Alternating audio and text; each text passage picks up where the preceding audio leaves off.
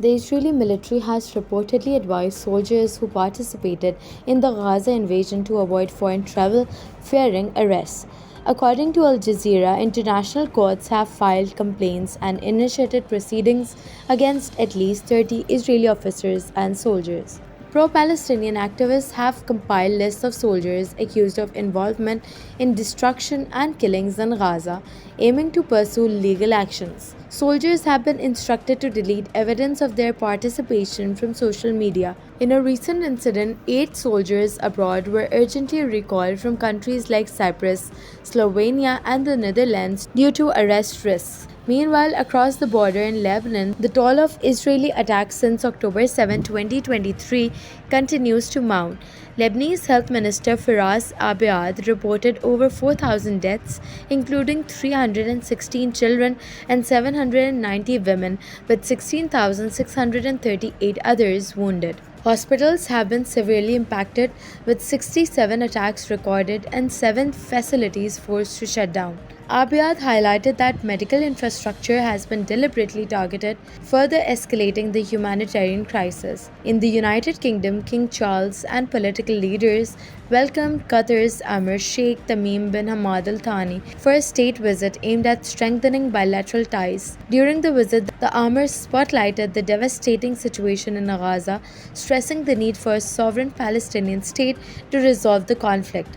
At a state banquet, King Charles praised Qatar's diplomatic efforts, particularly its mediation in the Gaza ceasefire and hostage release. The visit, marked by grandeur and discussions of humanitarian issues, highlighted Qatar's pivotal role in the region and its investment ties with the UK. Deputy Prime Minister and Foreign Minister 𝐒𝐭𝐲𝐬 addressed Islamabad's diplomatic community on Wednesday, briefing them about the fallout of PTI-led protests in the federal capital. Dar reaffirmed the government's commitment to safeguarding Islamabad's red zone, which houses key federal institutions and diplomatic missions. The recent protests resulted in the tragic loss of several lives, including a policeman and 3 Rangers personnel, while PTI reported 12 of its supporters killed. Dar criticized PTI's timing for holding demonstrations during visits of foreign dignitaries, labeling it a deliberate move to destabilize Pakistan's international reputation. Meanwhile, former President and PTI leader Arif Alvi was granted 20-day protective bail by the Sindh High Court.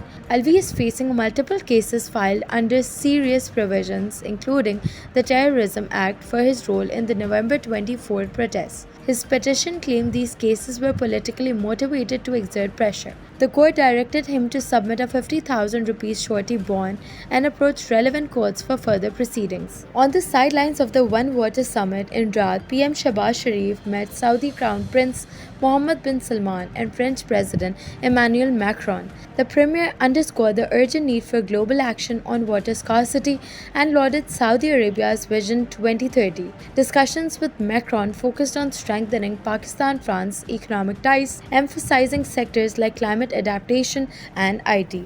Both meetings reflected Pakistan's push for deeper international cooperation on economic and environmental challenges. South Korea has been thrown into political turmoil after President Yoon Suk-yeol declared martial law late Tuesday night, only to lift it hours later following nationwide outrage. In a surprise TV address, Yoon accused the opposition of anti-state activities and imposed military control, banning protests and political actions. Lawmakers and protesters quickly mobilized, forcing their way into parliament to overturn the decree. By dawn, Yoon had withdrawn the order, but the political fallout is immense. Opposition parties have already submitted impeachment motions, and even members of Yoon's party have demanded answers. The move shocked a nation proud of its democratic progress since its authoritarian past. South Korea has not seen martial law since 1980, and many fear a return to such dark days.